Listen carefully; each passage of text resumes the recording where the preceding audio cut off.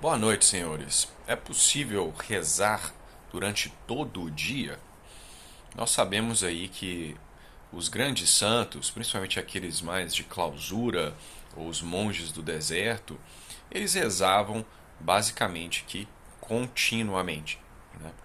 Antes de iniciar esse assunto, eu queria pedir desculpas por ter desaparecido por mais de 20 dias, mas eu fui a Ferrara, na Itália, para uma conferência a apresentar um pôster e eu acabei estendendo a minha estadia na Itália para visitar alguns locais. Fui a Bolonha, fui a Ferrara, fui a Pádua, fui a Veneza e agora estou aqui na Polônia visitando amigos, tirando férias, né? Então, obviamente, quando você está viajando, né, não tem fixo, não sobra muito tempo para gravar vídeo, mas hoje eu resolvi tirar aí alguns minutos para falar desse assunto que eu considero muito importante.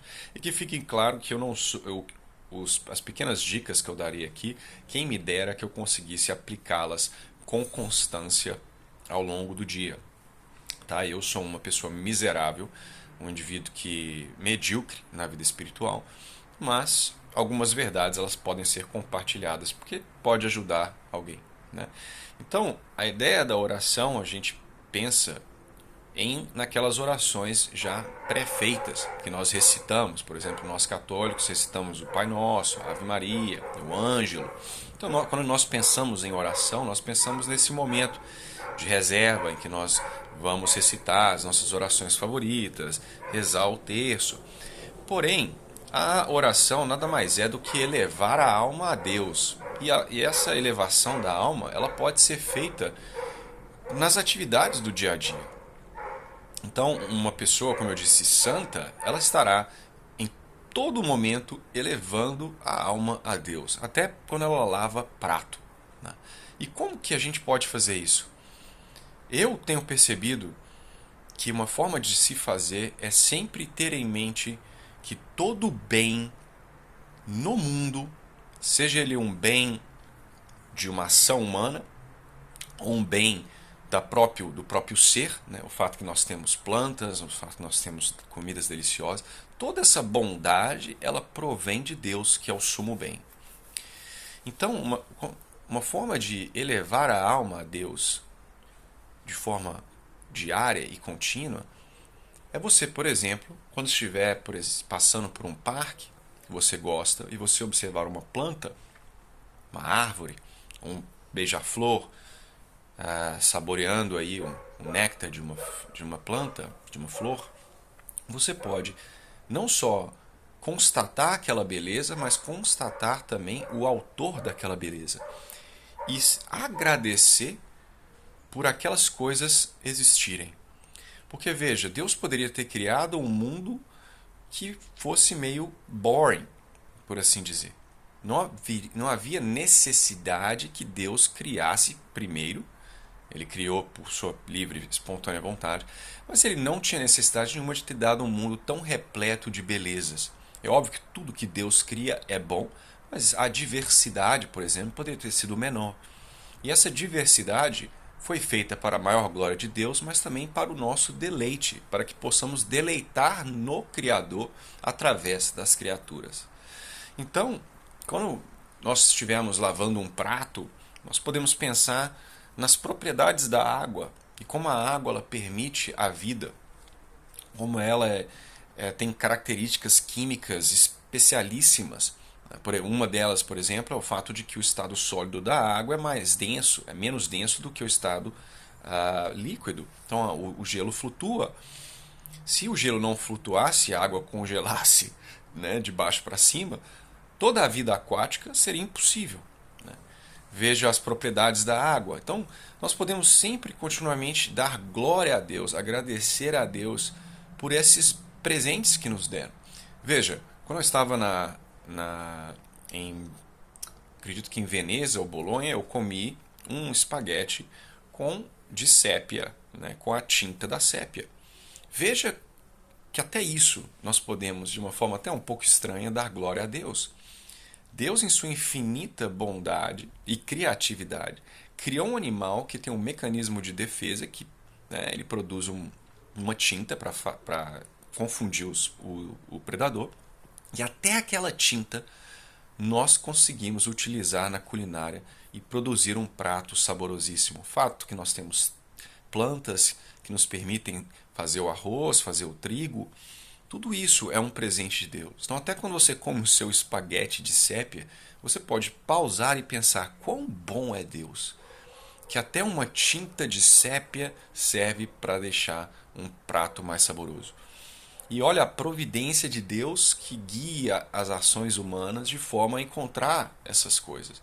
O que passou na cabeça do primeiro indivíduo que olhou para uma sépia vomitando, usando um termo não técnico, obviamente, a sua tinta e pensou, puxa, aquilo ali deve ficar bom no espaguete, né? Então, nós tem esse elemento também, nós podemos agradecer como, né, o primeiro pão foi inventado, a fermentação, a cerveja, todas essas coisas que são boas em si mesma, ela provém de Deus, né? Até mesmo a inspiração da descoberta humana, por ser uma coisa boa, ela provém da graça ou da graça atual, que seja, ou santificante, de uma inspiração que Deus, né, move a alma do sujeito.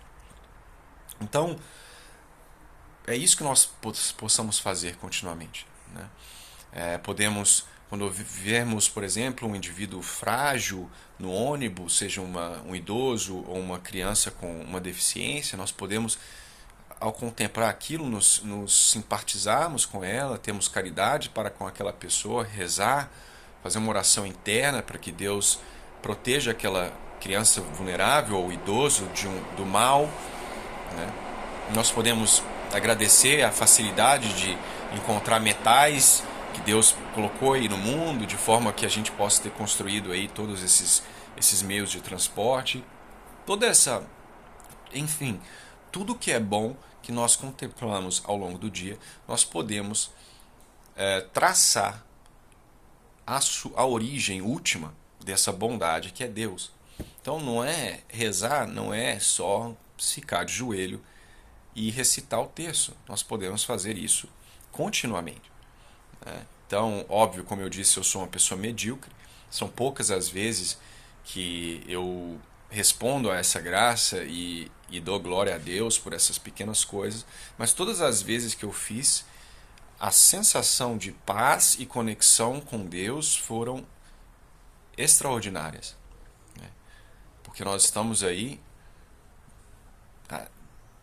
reconhecendo a glória de Deus e Ele merece que nós o façamos.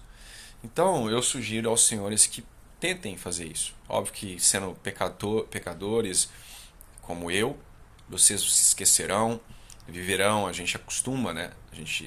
Essas coisas são fáceis demais para a gente, nós não raramente damos glória a Deus pelas coisas belas que estão diante de nós, né? Lembrei de mais algumas, as próprias a arte, né? Você olha para aí uma pintura medieval ou mesmo as pinturas renascentistas, apesar de serem problemáticas, muito naturalizadas, mas você vê a técnica e você pensa, né? O homem é capaz de produzir arte porque ele foi criado à imagem e semelhança de Deus. Ele tem um intelecto, uma vontade, ele é capaz de conhecer o bem, desejá-lo. Então, nós podemos sempre, né, ao invés de elogiar simplesmente o autor da obra, mas não, elogiar o autor do autor, que o moveu a fazer algo belo, né? Então, esse vídeo obviamente é muito diferente do que eu costumo fazer, mas de vez em quando eu faço esses vídeos aí da minha vida religiosa. E eu ainda tenho vários dias aqui na Polônia, então não sei se conseguirei postar vídeo na próxima semana, mas quem sabe a partir do dia 13 já estarei de volta à Inglaterra.